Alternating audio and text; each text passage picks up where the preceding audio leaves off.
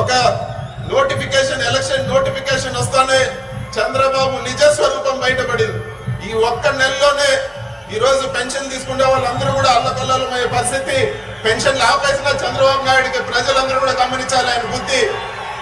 అదేవిధంగా మిగతా కూడా ఈరోజు రాష్ట్రాన్ని విడగొట్టిన వ్యక్తి కిరణ్ కుమార్ రెడ్డి 3 రోజుల ముందు సూట్ కేసు తీసుకొని వచ్చాడు.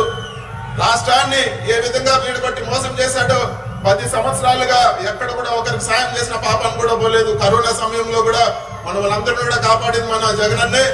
ఖచ్చితంగా మళ్ళీ జూన్ 4వ తేదీ అదే సూట్ కేసు ఎత్తుకొని హైదరాబాద్ పంపించేసి అత్యధిక మెజార్టీతో మన 7 అసెంబ్లీ నియోజకవర్గాలు అదేవిధంగా పార్లమెంట్ కూడా గెలిపించాలని చెప్పి మీ అందరినీ కూడా కోరుకుంటూ మన ఊరికి విచ్చేసిన గౌరవ ముఖ్యమంత్రి గారికి మరొకసారి ధన్యవాదాలు తెలుపుకుంటూ జై జగన్.